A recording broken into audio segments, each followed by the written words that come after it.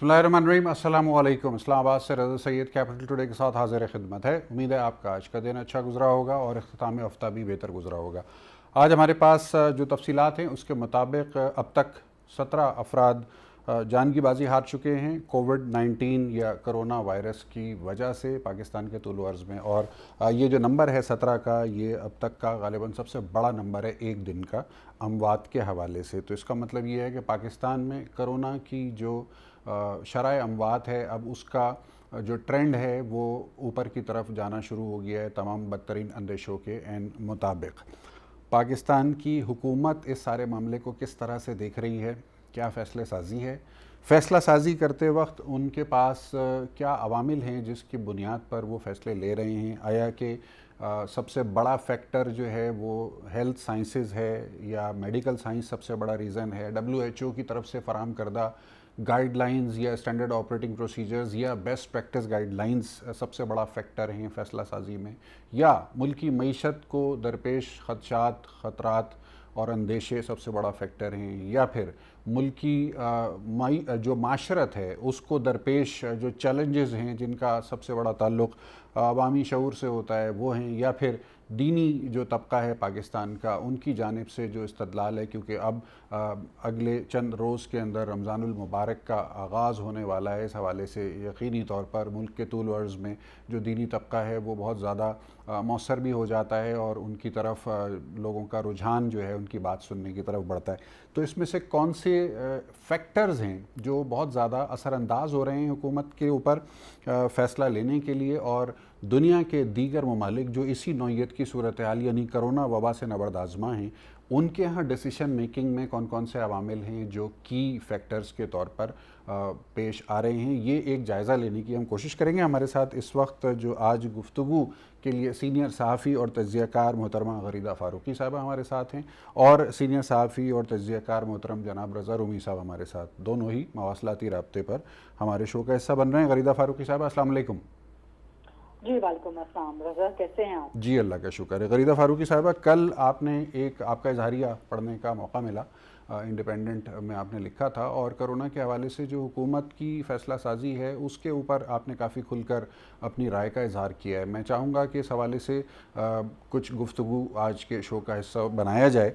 आपकी जो इजहारिया है उसके अंदर जो लाइन समझ में आ रही है वो ये कि आप कुछ गैर मुतमईन हैं हुकूमत की फ़ैसला साजी से और हुकूमत की जानिब से उठाए जाने वाले इक़दामात से। नाज़रीन को आगाह कीजिएगा, क्या वजह है इसकी?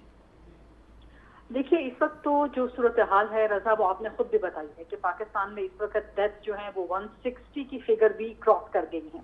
इस वक्त जो पाकिस्तान में जो कल का संडे था उसमें हाईएस्ट डेथ जो है रिपोर्ट हुई थी, जो कि आपने भी बताई है। इस वक्त तो पाकिस्तान में वो एक सबसे खौफनाक, सबसे हलाकत खेज दिन था। जी।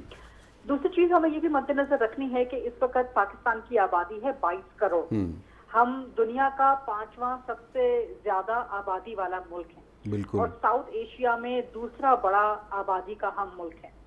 तो एक तो ना सिर्फ इस खित्ते की सलामती यहाँ के लोगों की सेहत के साथ जुड़ी है, बल्कि दुनिया भर की जो अमन और सलामती की सूरत हाल है उसमें पाकिस्तान का एक बहुत बड़ा किरदार है, being the 5th most populous nation in the world, the entire world. अब 22 करोड़ की आबादी में से इस वक्त तक हमने जितने टेस्ट किए हैं वो कोई 92-95,000 के करीब हैं। यानी कि हमने अभी तक 22 करोड़ की आबादी में से 1 लाख लोग भी टेस्ट नहीं किए। जी, 1,05,000 की शायद फिगर है आज तक की, अब तक की जो हुकूमत की सरकारी फिगर है। चलें 1,05,000 आप ये समझ लें कि हमने 22 करोड़ में से 1,05,000, इसका मतलब ये हुआ कि पूरे मुल्क में से अगर आप इन 1,05,000 को यकजा कर दें तो ये लाहौर शहर की या कराची शहर की चंद यूसीज भी नहीं बनती। जी, एक यूसी की आबादी भी इससे ज्यादा ही होती है, दुरुस्त कहा। तो ये आप इसको अंदाजा लगा लें कि इस वक्त हमें तो एक हम बिल्कुल बीनाई से महरूम हैं, या मुझे बहुत सख्त अल्फाज में कहने दें कि इस वक्त हम बिल्कुल अंधे हैं। हमें अंदाजा ही नहीं है कि हमारे सामने से क्या चीज हमें हिट करने वाली है, क्योंकि आपको पता ही नहीं कि आपके मुल्क में केसेस कितने हैं। आपने 22 करोड़ की आबादी में से 1 लाख सिर्फ अभी तक टेस्ट किया है। होना तो ये चाहिए कि आप कम अज कम, हम पाकिस्तान में कम अज कम 50,000 डेली की बुनियाद पे हम टेस्ट करें। اگر ہم 50,000 بھی ڈیلی کرتے ہیں تو ہمیں 1 مہینہ لگے گا یہ صرف تعین کرنے میں کہ ہم کھڑے کہاں پہ ہیں، کہ ہمارے ملک میں اسکوپ کتنا ہے. 30% ہے، 40% آبادی متاثر ہے، 50% ہے، بیونڈ 50 ہے. ابھی تک تو ہمیں اندازہ ہی نہیں ہے کہ ہماری کتنی آبادی متاثر ہوئی ہے. اور ہم نے کھول دیے ہیں کاروبار، ہم نے نرمی دے دی ہے لاک ڈاؤن میں، اور ہم کہہ رہے ہیں کہ جی یہ اسمارٹ لاک ڈاؤن ہے. خدا کا نام لے، ہم میں سے کچھ لوگوں نے شاید کچھ ٹرم سیکھ لی ہیں اسمارٹ لاک ڈاؤن کی، انگریزی زبان کی کچھ ہم نے ٹرم سیکھ کے ان کو ہم اخباروں میں بھی لکھتے ہیں، ان کو ہم اپنے پروگراموں میں بھی ادا کرتے ہیں، صرف انٹلیکچوئلز بننے کی غرض سے. ہمارا گراؤنڈ ریالٹی سے ہم میں سے اکثر کا، خاص طور پہ جو ہمارے پالیسی ساز ہیں، انہیں یا تو ادراک نہیں ہے، یا اگر ادراک ہے تو پھر اس کے باوجود اگر وہ سنجیدہ نہیں ہے تو پھر بہت بڑی مجرمانہ غفلت کا شکار ہو گئے. صحیح ہے. اسی تناظر میں آپ دیکھیں، پہلے بات میری اتنی لمبی تمہید باندھنے کا مطلب یہ ہے کہ اعتراض کیا جاتا ہے ہمارے یہاں پر کہ جی مساجد کو بند کرنے کی بات کیوں کر رہے ہیں، کیونکہ کاروبار تو کھلے ہیں. یہ بالکل ویلڈ ہے. جو شخص مسجد میں جانا چاہتا ہے وہ یہ سوال تو اٹھائے گا کہ جی آپ تعمیراتی انڈسٹری بھی کھول رہے ہیں، آپ باقی ایسی دکانیں بھی کھول رہے ہیں جو کہ بیسک نیسیسٹیز میں نہیں آتی، تو آپ ہمیں مسجد جانے سے کیوں روک رہے ہیں. تو اسی لیے میں نے بات کا آغاز یہاں سے کیا ہے کہ ہم نے لاک ڈاؤن میں نرمی کر دی، ہم نے دکانیں کھول دی، ہم نے وہ انڈسٹریز کھول دی، ہم نے وہ چیزیں کھول دی جو کہ بیسک نیسیسٹیز میں آپ کے نہیں آتی. وہ غلط کیا ہم نے. اب اس سے بڑا غلطی، اس سے بڑا ایک انسانی اور مجرمانہ جرم ہم یہ کر رہے ہیں کہ ہم اس وقت پورے دنیا میں 50 ممالک ہیں جہاں پہ مسلم میجورٹی ہے. 49 کنٹریز میں including Saudi Arabia and Iran مساجد بند ہیں. سب سے بڑی اور سب سے مقدس جگہ دنیا میں مسلمانوں کے لیے حرم پاک بند ہے. نبی پاک صلی اللہ علیہ وسلم کا روزہ پاک بند ہے. بے شک ایران میں ظاہر ہے ابھی تو رمضان ہے، آگے 1-2 ماہ میں محرم بھی آ جائے گا. کچھ صورتحال کا وہاں پہ علم نہیں ہے، مساجد بارگاہیں وہاں پر بھی بند ہیں. تو ہم کیا پوری دنیا سے بڑھ کے مسلمان ہیں کہ ہمیں مساجد؟ یہ آپ نے بہت ہی خوبصورت اور بہت ہی اہم موڑ پہ آپ نے پہنچا دیا گفتگو کو. رضا رومی صاحب ہمارے ساتھ اس وقت موجود ہیں. جی رضا رومی صاحب، کیسے مزاج ہیں آپ کے؟ جی دعائیں. غریدہ صاحبہ کا سوال، آخری جملہ جو تھا ان کی گفتگو کا وہی سوال ہے، اور وہ یہ کہ کیا پاکستانی ہونے کی حیثیت سے ہم دیگر تمام مسلم ممالک بشمول سعودی عربیہ اور ایران سے زیادہ مسلمان ہیں جو ہم اس نوعیت کے فیصلے لے رہے ہیں کہ جو بظاہر انفلوئنس نظر آتے ہیں، ریلیجس جو لیڈرز ہیں ان کی طرف جو پریشر ہے وہ اس کی طرف انفلوئنس کرتا ہوا نظر آ رہا ہے، بظاہر اس کے کہ ہم سائنسی بنیادوں پر یا طبی بنیادوں پر بند کرتے ہیں ان جگہوں کو، جیسا کہ مکہ مکرمہ اور مدینہ منورہ بھی بند ہے اس وقت. جی بالکل، غریدہ نے بالکل صحیح بات کہی ہے، میں مکمل اتفاق کرتا ہوں.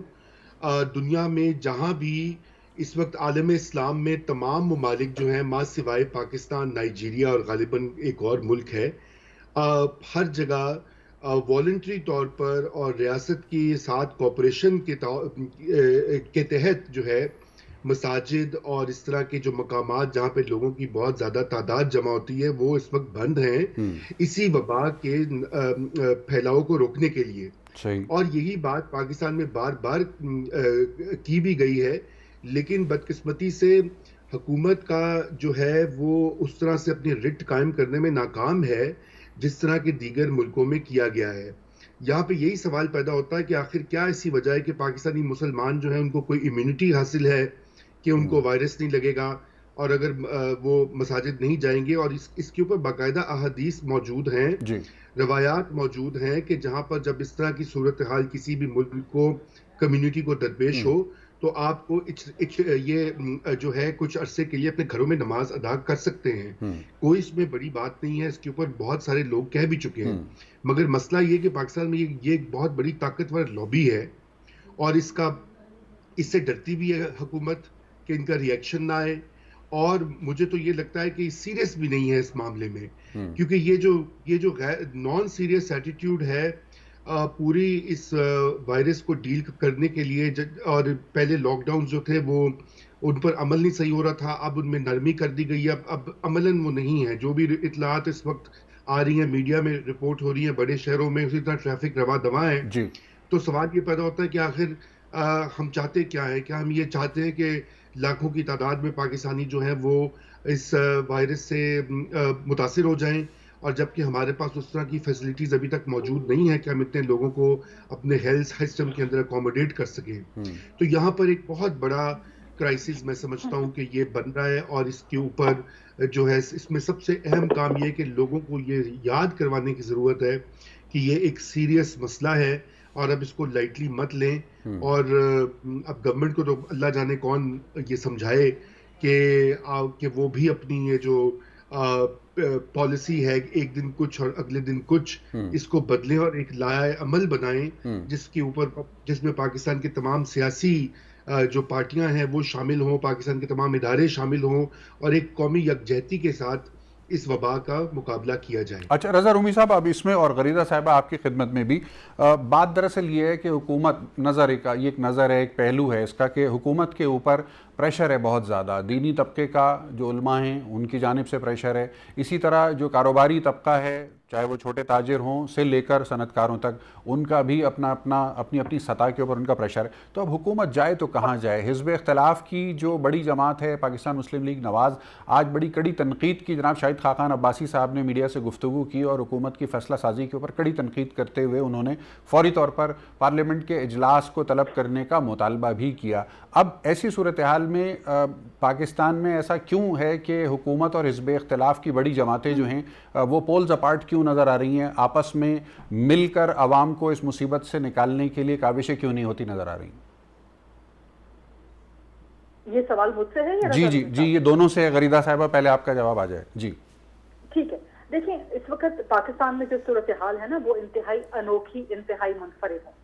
یہاں پہ جیسے میں نے پہلے بھی گزارش کی کہ ابھی آپ کو پتہ ہی نہیں ہے کہ آپ کے ہاں بیماری کا سکوپ کیا ہے، آپ کے ہاں وائرس کتنے لوگوں کو چمٹا ہوا ہے، اور ہمیں یہ بھی ظاہر نظر میں رکھنا ہے کہ 14 ڈیز کے بعد یہ جا کے وائرس جو ہے اپنے آپ کو ظاہر کرتا ہے. اور ہم نے تو یہ کیسز بھی دیکھے ہیں جس کی سعید غنی صاحب ایک بڑی مثال ہیں کہ بہت سے لوگوں میں علامات نہیں بھی آئیں لیکن ان کے اندر وائرس تھا. تو ایک آپ اگر خوفناک اندازہ لگائیں تو آپ کہہ سکتے ہیں کہ آپ کی خدا نہ خواستہ کوئی 80% آبادی تو شاید متاثر ہو سکتی ہے اس پہ. اب پاکستان ایک ایسا انوکھا ملک ہے کہ جس کو نہ تو پتہ ہے کہ اس کی کتنی آبادی جو ہے وہ اس سے متاثر ہے، لیکن اس کے باوجود اس نے کاروبار کھول دیے ہیں. پوری دنیا میں جن ممالک کی مثالیں دی جا رہی ہیں، Germany, Italy, Spain, Denmark, Norway, انہوں نے بہت اگریسو اور بہت ویگرس ٹیسٹنگ کی، اور اس کے بعد آہستہ آہستہ انہوں نے چھوٹی چھوٹی دکانیں کھولنا شروع کی. لیکن WHO ان کو بھی بار بار خبردار کر رہا ہے کہ آپ یہ نہ کریں، ابھی بھی نہ کریں. اور یہ وہ ملک ہیں کہ جو اس وقت بہت بڑے پیمانے پہ اپنی آبادی کا ٹیسٹنگ کر چکے ہیں. اچھا ہم یہاں پر بھی انوکھے ہیں کہ ہم نے ٹیسٹنگ کی نہیں، ہمیں پتہ نہیں، اور ہم کاروبار کھولنے پہ آ گئے ہیں. ہم یہاں پر بھی انوکھے ہیں کہ دنیا بھر میں جو ہے عبادت گاہیں، چاہے وہ مساجد ہوں، چاہے وہ گرجا گھر ہوں، چاہے جیوز کے سائناگوگز ہوں، چاہے جو بھی عبادت گاہیں ہوں وہ بند ہیں، پاکستان میں کھلی ہوئی ہیں. ہم یہاں پر بھی انوکھے ہیں کہ پوری دنیا میں لوگ کرونا سے لڑ رہے ہیں، اور یہاں پہ ہمارے سیاستدان ایک دوسرے کے ساتھ لڑ رہے ہیں، صرف پوائنٹ سکورنگ کر رہے ہیں، صرف اس وجہ سے کہ جی فلاں کے نمبر نہ بڑھ جائیں عوام کے سامنے. بھئی آپ خدمت کریں گے، سیاست نام ہی خدمت کا ہے. صحیح کہا. آپ خدمت کریں گے تو آپ کے نمبر اپنے آپ بڑھیں گے، نہ صرف عوام کی نظروں میں بلکہ جب آپ الیکشن میں جائیں گے تو آپ کے ووٹ کے نمبر بھی بڑھیں گے. درست. اگر آپ اچھی سیاست کر رہے ہیں، اچھی خدمت کر رہے ہیں، تو نہ آپ کو کسی صوبے کے وزیر اعلیٰ سے خفا ہونے کی ضرورت ہے، اور نہ ہی آپ کو کسی وزیر اعظم سے ناراض ہونے کی ضرورت ہے. صحیح کہا. سب نے اپنے اپنے ڈومین میں رہتے ہوئے 18ویں ترمیم کے بعد صوبوں نے اپنے اپنے لوگوں کی خدمت کرنی ہے، وفاق نے اپنی ڈومین میں رہتے ہوئے خدمت کرنی ہے. اب مجھے ایک چیز بہت عجیب لگی کہ پیپلز پارٹی وزیر اعلیٰ سندھ، پاکستان پیپلز پارٹی سندھ میں بہت اچھے کام کر رہی ہے. اسی طرح سے میں سمجھتی ہوں کہ جو وفاق میں ٹائیگر فورس ہے وہ ایک اچھا اقدام ہے. اس پہ بہت ڈیبیٹ ہو سکتی ہے کہ اس کی ضرورت ہے کہ نہیں ہے، بلدیاتی ادارے کیوں نہیں، وہ ایک الگ ڈیبیٹ ہے. but in itself the concept is good. صحیح. اب سندھ حکومت نے فیصلہ کیا کہ ٹائیگر فورس کو وہ سندھ میں استعمال کرے گی، لیکن کچھ ہی دیر کے بعد جب پاکستان تحریک انصاف نے اس پہ پاکستان پیپلز پارٹی کو آڑے ہاتھوں لینا شروع کیا کہ جی کل تک آپ ہماری ٹائیگر فورس پہ اعتراض کرتے تھے، آج آپ اسی کو سندھ میں استعمال کر رہے ہیں، تو پیپلز پارٹی نے بھی یو ٹرن لے لیا سندھ کی حکومت نے. یہ نہیں کرنا چاہیے تھا. ٹائیگر فورس کسی ایک جماعت کی نہیں ہے. اب مسئلہ یہ ہو گیا ہے کہ اس فورس کو بھی ایک سیاسی جماعت کا بنا دیا گیا. مطلب اتنی آپ کے یہاں پہ ڈویژن ہے، اتنی بائی پولرائزیشن ہے آپ کے ملک میں کہ ایک سیاسی جماعت کا بندہ دوسرے کو برداشت نہیں کرتا، ایک آئیڈیالوجی کا بندہ دوسرے کو برداشت نہیں کرتا، رائٹ والے لیفٹ کو برداشت نہیں کرتے، لیفٹ والے رائٹ کو برداشت نہیں کرتے، ایک مذہبی طبقہ دوسرے کو برداشت نہیں کرتا، ایک فرقے کے لوگ دوسرے فرقے کے لوگ کو برداشت نہیں کرتے. تو پاکستان یہ انوکھا ملک ہے کہ جہاں پہ اتنے بڑے بحران میں بھی بجائے اس کے کہ سب متحد ہو کے اس دشمن کے خلاف لڑیں جس سے کوئی محفوظ نہیں ہے. صحیح. بڑی دلچسپ بات آپ نے کہی. کرونا وائرس جو ہے نہ وہ رنگ دیکھ رہا ہے، نہ نسل دیکھ رہا ہے، نہ فرقہ دیکھ رہا ہے، اور نہ ہی آپ کی سیاسی وابستگی دیکھ رہا ہے.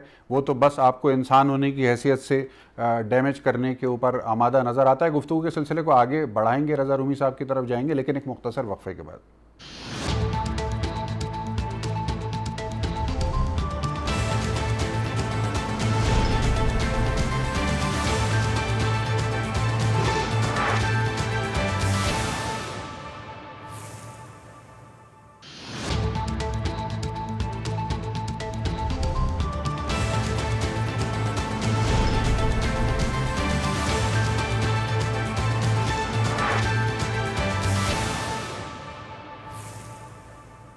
وقفے کے بعد خوش آمدید. رضا رومی صاحب ہمارے ساتھ امریکہ سے اس وقت موجود ہیں. سوال آپ کی خدمت میں وہی جو غریدہ صاحبہ سے پوچھا گیا تھا. پاکستان میں ابھی آج کا تازہ ترین جناب سابق وزیر اعظم کا جو سٹیٹمنٹ ہے اور انہوں نے جو میڈیا سے گفتگو کی ہے شاہد خاقان عباسی صاحب کی، وہ بڑی ایگریسو ہے. حکومت پہ کڑی نکتہ چینی کی اور پارلیمان کے اجلاس کو فوری طلب کرنے کا مطالبہ کیا. کس طرح سے دیکھ رہے ہیں آپ شاہد خاقان عباسی صاحب کے آج کی اس میڈیا گفتگو کو؟ دیکھیے، جو اس کے مختصر جو میں نے ان کی بات سنی ہے، انہوں نے شدید تنقید جو ہے وہ کی ہے گورنمنٹ کی فیصلہ سازی جو ہے اور جو پالیسی کا عمل ہے، اور ساتھ میں انہوں نے پارلیمنٹ کے اجلاس کا بھی آئی تھنک آپ ہی بتا رہے تھے کہ مطالبہ کیا ہے. شہباز شریف صاحب کی انہوں نے کہا کہ بھئی آپ ان کو ان کیمرہ ان کی تفتیش کریں، اور تو یہ انڈیکیٹ یہی کر رہا ہے کہ ظاہری بات ہے اپوزیشن اس چیز کے اوپر بڑا جو ہے کلیئر سٹانس اب دکھا رہی ہے کہ وہ گورنمنٹ کا مقابلہ کرے گی. دیکھیں، پہلے تو بلاول بھٹو ہوں یا شہباز شریف ہوں، انہوں نے کئی بار گورنمنٹ کو کہا کہ ہم آپ کے ساتھ ہیں، ہم آپ سے کوآپریٹ کرنا چاہتے ہیں اور مل کر اس کے اوپر کام کرتے ہیں.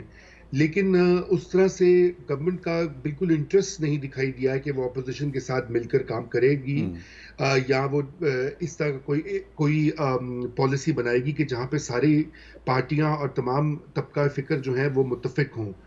بلکہ ہم نے تو یہ دیکھا ہے کہ پچھلے چند دنوں میں تو شدت آ گئی سندھ حکومت کے خلاف، جو بیانات تھے فیڈرل منسٹرز کے، اور وہ پورا معاملے کو پولیٹیسائز جو ہے جس طرح سے کیا جا رہا تھا، کیونکہ شاید وہ جو سندھ کی تعریف ہو رہی تھی میڈیا میں وہ پسند نہیں آئی رولنگ پارٹی کو.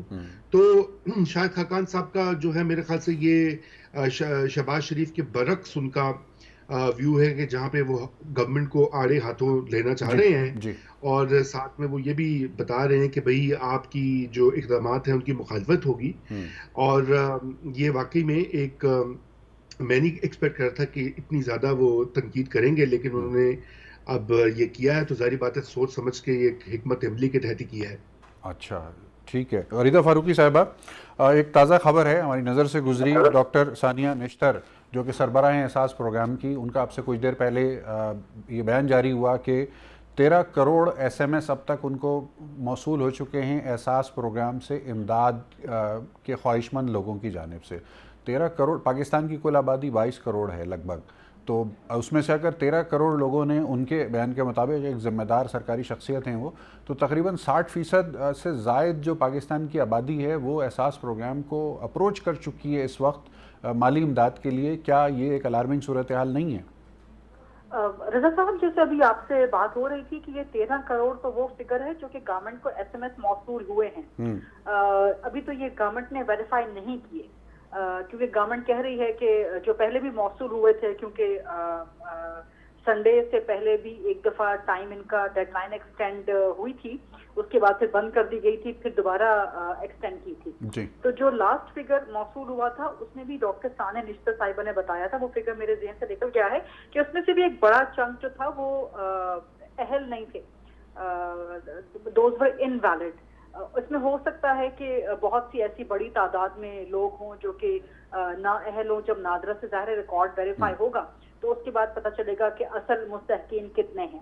تو جیسے میں پہلے آپ سے گزارش کر رہی تھی کہ یہ الارمنگ سچویشن تو ہے بٹ ناٹ سرپرائزنگ, کیونکہ ہم اگر دیکھیں, اگر ریئلسٹکلی سوچیں تو پاکستان میں واقعی ایک بہت بڑی آبادی ہے جو کہ غربت کی لکیر سے نیچے یا اس کے بالکل قریب, یا غربت کی لکیر کے اوپر یا اس کے بہت قریب رہ رہی ہے. اب پچھلے 1.5 سال میں ہم نے یہ بھی دیکھا ہے کہ اکنامک ایکٹیویٹی سلو ڈاؤن ہونے کی وجہ سے بہت سے لوگ ویسے بھی بے روزگار ہوئے ہیں. پچھلے 1.5 سال کا ایک امپیکٹ بھی ہم فالو اپ کرتے چلے آ رہے ہیں.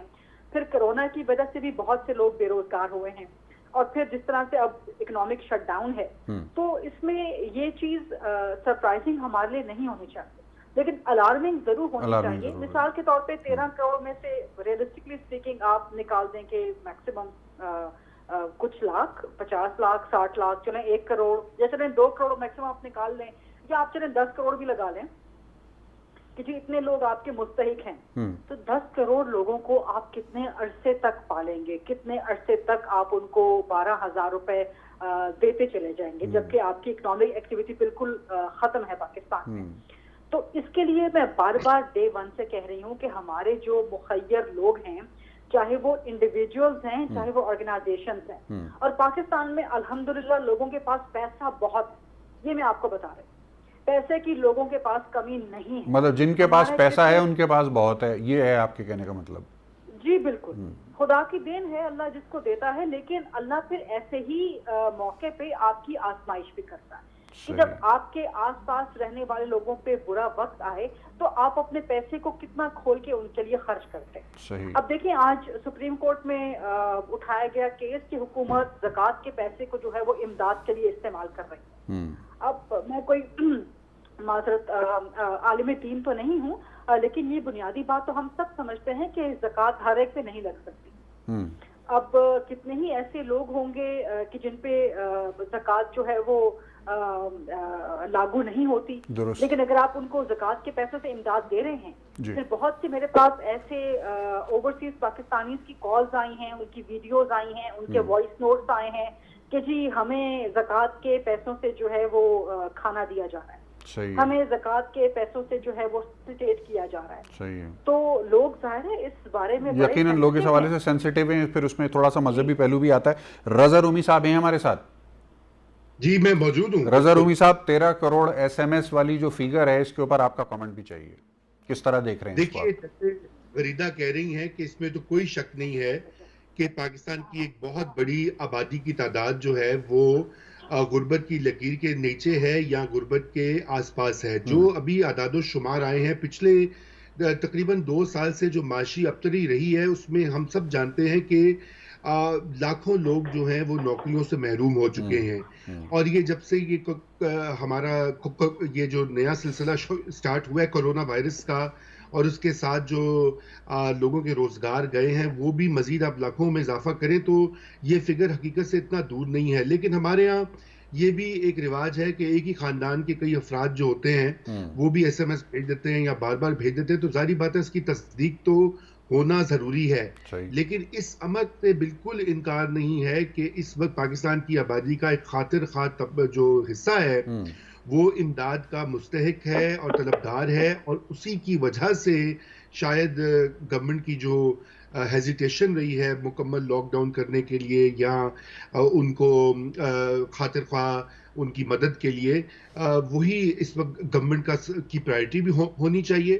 اور اس میں جو وسائل حکومتی ہیں وہ بھی ڈائیورٹ ہونے چاہیے. ابھی دیکھیے انٹرسٹ ریٹ کم ہوا ہے, اور اس سے جو حکومت کی ادائیگیاں ہیں قرضوں کے اوپر وہ بھی کم ہوئی ہیں، کیونکہ پاکستان میں سب سے بڑی جو اینٹی ہے جو کہ قرضے لے رکھے ہیں انہوں نے لوکل بینک سے، وہ گورنمنٹ آف پاکستان ہے. تو ان کے جو سود دینے میں جو کمی واقع ہوئی ہے اربوں میں ہوگی، وہ اس کو ڈائیورٹ کرنا چاہیے. اسی طرح دیگر اخراجات جو ہیں وہ بھی احساس پروگرام میں ڈالنے چاہیے، اور اس کی جو ٹوٹل مدد کی جو مد ہے وہ بھی بڑھانی چاہیے. 12,000 روپیہ جو ہے 3 مہینے کا ایڈوانس جو دینا 3 یا 4 مہینے کا، یہ بھی کوئی کافی نہیں. ہم سب جانتے ہیں اس سے کسی خاندان کا صحیح طرح سے مشکل سے 1 مہینہ بھی نہیں وہ ہو سکتا گزارا. اس کو کم از کم ڈبل کرنا چاہیے، کیونکہ جو ہماری منیمم ویج ہے وہ تو 17 یا 18,000 روپیز کے قریب ہے. تو کم از کم اتنا تو گورنمنٹ جو ہے نا وہ کرے ان لوگوں کے لیے اس صورتحال میں. اصل میں مسئلہ یہاں پر یہ ہے کہ اور بالکل جو ہمارے پرائیویٹ سیکٹر ہے اور جو ہمارے بہت بڑے بڑے بزنس ٹائکونز ہیں، جن میں سے بہت سارے گورنمنٹ میں بھی شامل ہیں یا گورنمنٹ کے ایڈوائز ہیں، ان کو بھی اب سامنے آ کر جو ہے مدد کرنی چاہیے اور سب کو موٹیویٹ کرنا چاہیے کہ کچھ دیر کے لیے وہ اپنے منافع کا نہ سوچیں. ملک پر بڑا اس وقت مشکل وقت ہے، اور اپنا جو انہوں نے منافع پہلے بنایا، ابھی دیکھیے نا چینی اور آٹے میں کتنا لوگوں نے کروڑوں اربوں بنا لی ہیں. تو کم از کم اب یہ لوٹانے کا وقت ہے، عوام کو کچھ دینے کا وقت ہے. تو اس میں گورنمنٹ کو اور پرائیویٹ سیکٹر دونوں کو ہی آگے بڑھ کر یہ کام کرنا ہوگا. اور اس کے لیے جو بھی لائحہ عمل مرتب کیا جائے، تمام پاکستانیوں کو اس کا ساتھ دینا چاہیے. لیکن بدقسمتی سے ابھی تک ہمیں وہ نہیں دکھائی دے رہا اس طرح سے، جس طرح کہ آپ دیکھیے ہندوستان میں یا دیگر اور ملکوں میں بہت بڑے بڑے سرمایہ دار جو ہیں انہوں نے کروڑوں اور اربوں کی مد میں مدد کا اعلان کیا ہے. اور ہمارے ہاں اس طرح سے میں نے نہیں دیکھا ابھی تک کہ ماں سوائے چند ایک لوگوں کے کہ جنہوں نے آگے بڑھ کر مدد کرنے کی وہ جو ہے ارادہ ظاہر کیا ہو. ٹھیک ہے ناظرین، گفتگو کے سلسلے کو ہم آگے بڑھائیں گے ایک مختصر وقفے کے بعد.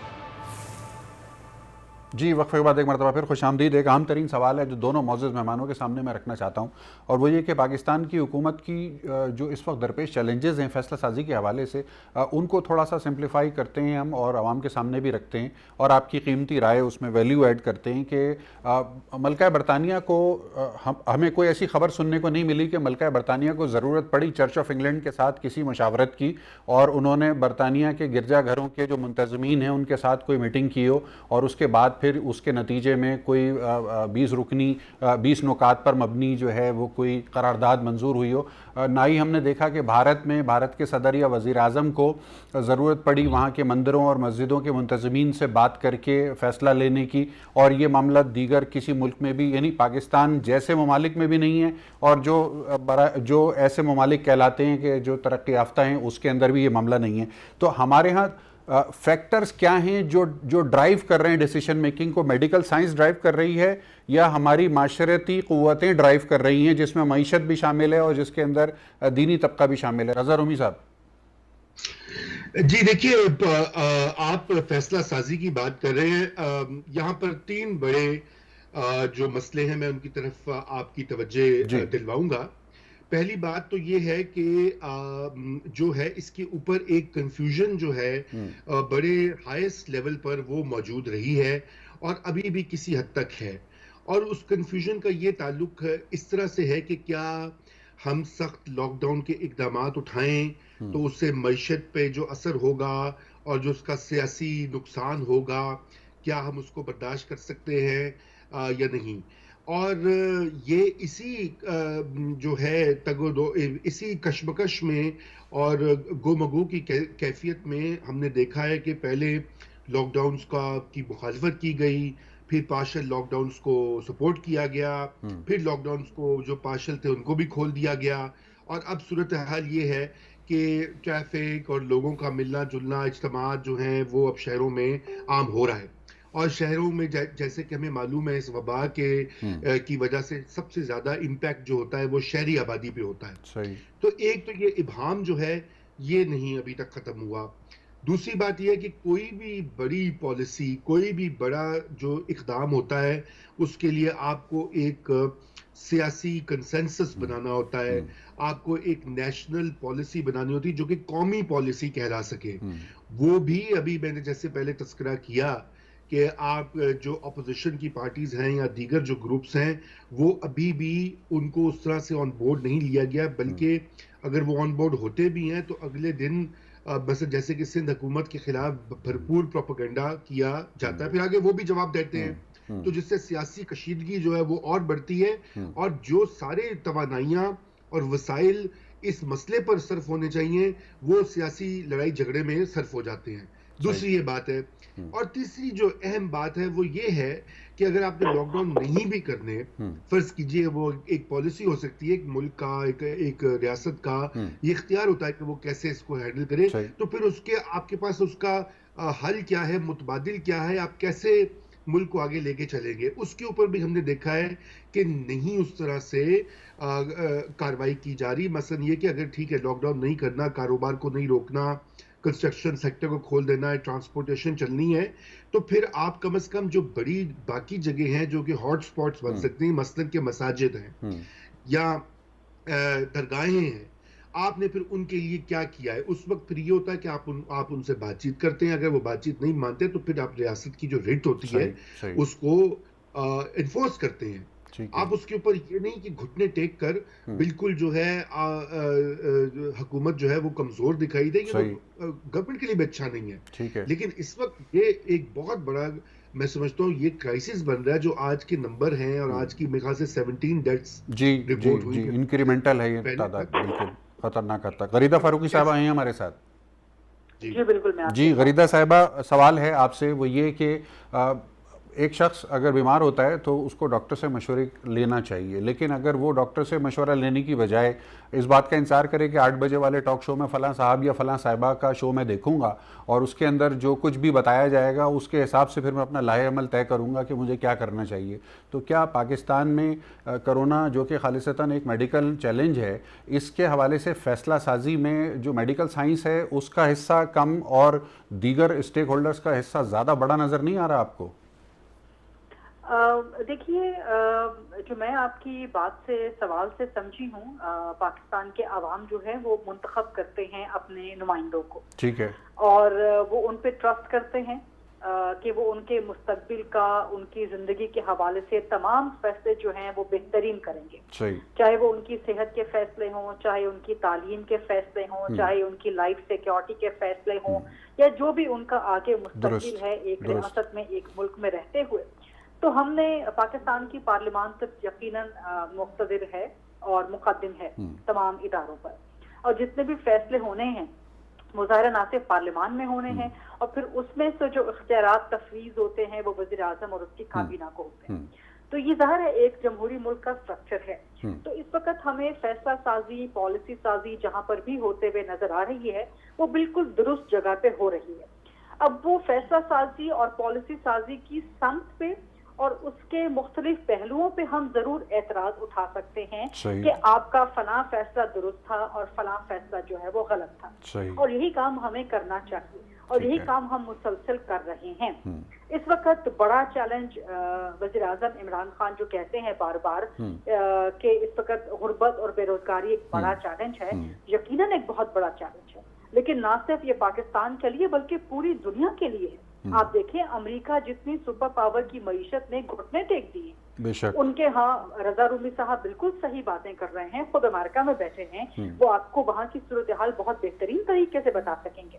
مطلب سپر پاورز جو ہے دنیا کی، امریکہ، چین، یورپین یونین، برطانیہ، یہ سب ان کی معیشتوں نے گھٹنے ٹیک دی ہیں. آپ کے بازو میں آپ کے پڑوسی ملک بھارت جو کہ پچھلے کچھ سالوں سے اچھی ترقی کی رفتار لے کے جا رہا تھا، وہاں پہ ابھی ریکمینڈ کرنا شروع کر دیا ہے عالمی اداروں نے کہ ان کی جو اینول گروتھ ہے جی ڈی پی کی، وہ 1.8%, 1.7% تک رہے گی جی. تو یہ پوری دنیا اس کا شکار ہے، اور پوری دنیا کو نہ صرف اس وائرس کا سامنا کرنا ہے بلکہ غربت اور بے روزگاری سے مل کے لڑنا ہے. ٹھیک ہے، اختتامی مراحل کی طرف بڑھ رہے ہیں. میں کوئکلی ایک سوال اور رکھنا چاہوں گا آپ دونوں معزز کے سامنے، پینلسٹ کے سامنے، اور سوال یہ ہے کہ بمشکل 10% پاکستان کی ورک فورس سرکاری ملازمتوں میں ہے یا ایسی ملازمتوں میں ہے کہ جن کو پرماننٹ نوکری کہا جاتا ہے جہاں تنخواہ مل جاتی ہے. باقی 90% جو ورک فورس آپ کی ہے یا جو پاپولیشن ہے وہ ان کا انحصار کچی پکی نوکریوں پہ، چھوٹے موٹے کاروباروں پہ یا دہاڑی دار نظام کے اوپر چل رہا ہے. تو اب کیا آخری سجیشن کیا ہوگا کہ کس طرح سے ان 90% پاکستانیوں کے معاشی مفادات کا تحفظ کیسے کیا جا سکتا ہے کہ جو اس وقت بہت زیادہ سوالیہ نشان کے تحت آ چکے ہیں؟ رضا رومی صاحب اور غریدہ صاحبہ دونوں سے بالترتیب میں جواب چاہوں گا. دیکھیے، یہی جو میں نے پہلے آپ سے ذکر کیا کہ یہ جو آپ کہہ رہے ہیں لوگ امپلائڈ ہیں، یہ انفارمل سیکٹر میں ہیں. جی. اور انفارمل سیکٹر جو ہے اس میں بدقسمتی سے اس طرح سے کانٹریکٹس بھی نہیں ہوتے، آپ کو تحفظ بھی نہیں ہوتا نوکری کا. جب بھی چاہے آپ کا نوکری دینے والا، یا اگر آپ سیلف امپلائڈ ہیں تو وہ ختم ہو جاتی ہے اور آپ کے لیے کوئی جو ہے سیکیورٹی کا بندوبست نہیں ہوتا. تو اس میں احساس پروگرام ہی ایک اچھی ونڈو ہے اور ایک اچھا پلیٹ فارم ہے. اسی کے ذریعے اس کا پھیلاؤ مزید ہونا چاہیے. جیسے میں نے پہلے آپ کو عرض کیا کہ یہ جو اس وقت امداد کی رقوم مل رہی ہیں ان میں 2 یا 3 گنا اضافہ ہونا چاہیے. اور جو حکومتی وسائل ہیں جو ابھی سیونگ ہوگی، دیکھیے تیل کی قیمت سے اور شرح سود کی کمی سے حکومت کے پاس ایکسٹرا پیسے آئیں گے اور وہ یہاں پر ڈائیورٹ ہونے چاہیے. اور ساتھ ہی میں جو پاکستان میں جو پرائیویٹ سیکٹر ہے، جو امیر ٹائکونز ہیں، ان کے اوپر ویلتھ ٹیکس لگنا چاہیے اس صورتحال میں عارضی طور پر، تاکہ اگر وہ نہیں دیں گے پیسے تو پھر آپ ویلتھ ٹیکس لگا کر آپ کے پاس سب گوشوارے موجود ہیں اور آپ دیں. جی غریدہ صاحبہ کوئی کامنٹ پلیز. غریدہ فاروقی صاحب. دیکھیں، آپ نے اتنا بڑا سوال کر دیا ہے، اتنا وسیع پیمانے کا ہے کہ چند سیکنڈ میں اس کا جواب دینا تو ممکن نہیں ہے، لیکن جواب باہر ہے. آپ نے سوال رکھا ہے تو جواب اس کا دینا ہے. رضا رومی صاحب نے بالکل ٹھیک باتیں کی ہیں. سب سے بڑھ کے یہ کہ اس وقت دنیا بھر کے تمام بڑے بڑے ممالک کو، باوجود اس کے معیشت کا خطرہ سب کو موجود ہے، لیکن اس کے باوجود یہ انہوں نے پچھلے کچھ عرصے میں بہت ترقی کی ہے اور اس وقت دنیا کی بڑی بڑی ممالک کے پاس پیسہ موجود ہے، نہ صرف اپنی اقوام کو فیسیلیٹیٹ کرنے کا بلکہ وہ ڈونیٹ بھی کر سکتے ہیں. تو میرا خیال ہے کہ اس وقت انسانیت کو مقدم رکھنا چاہیے. تمام بڑے بڑے ترقی یافتہ ممالک کو امداد میں اضافہ کرنا چاہیے. بہت بہت شکریہ ناظرین. دامن وقت میں گنجائش ختم ہونے کے بعد گفتگو کے سلسلے کو یہیں پر مکمل کرنا ہوگا. کل انشاءاللہ آپ کی خدمت میں دوبارہ حاضر ہوں گے. مہمانان گرامی کا بے حد شکریہ. اپنا بہت خیال رکھیے اور احتیاط جاری رکھیے. جی پاکستان کے لیے.